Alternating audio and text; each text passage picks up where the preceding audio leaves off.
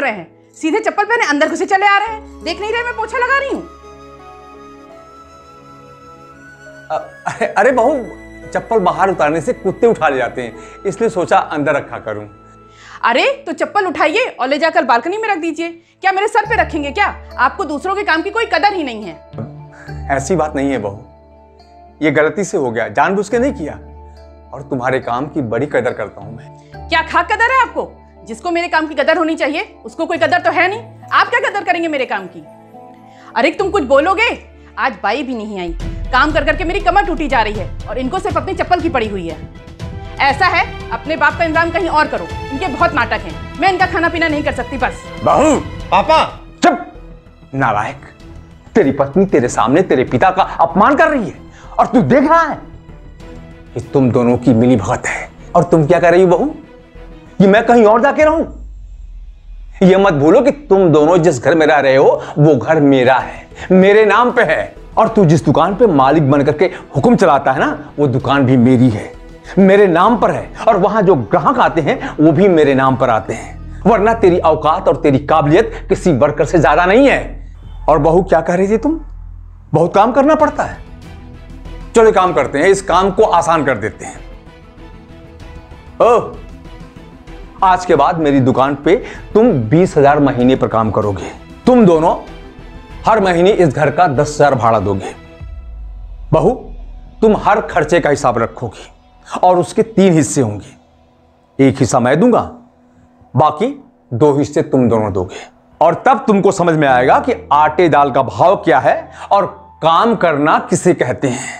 Sorry पापा जी, मुझसे गलती हो गई। नहीं बेटा, गलती तुमसे नहीं, गलती मुझसे हो गई। मैं बहुत दिनों से तुम दोनों का बदला हुआ बर्ताव महसूस कर रहा था, लेकिन मैंने सोचा कि तुम बच्चे हो, सुधर जाओगे। पर नहीं, तुम मेरे भी बाप बनना चाहते हो। अरे तो मैंने कौन सी गलती की है जो आप मुझे सजा दे रहे हैं? जो किया है इसने किया है, इसको सजा दीजिए।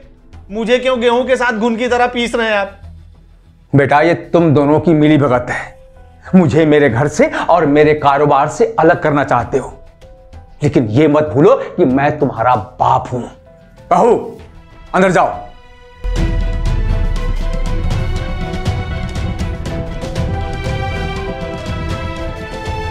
अरे वाह पापा, अरे पापा क्या एक्टिंग की है यार, क्या एक्टिंग की है। सच में मजा आ गया। बेटा सब ठीक है ना? मैंने कुछ ज्यादा तो नहीं बोल दिया? अरे नहीं पापा, सब एकदम ठीक है। एकदम मस्त जो प्लान बनाया था ना उसी हिसाब से हुआ है, कुछ गड़बड़ नहीं हुआ, मजा आया। लेकिन पापा, वो जो आपने 20,000 रुपए वाली बात बोली है, हर महीने पगार वाली, आप उसको लेके सीरियस तो नहीं हो ना? बेटा, जो कुछ भी मेरे पास है वो सब तेरा ही तो है। इस उम्र में मुझे क्या चाहिए?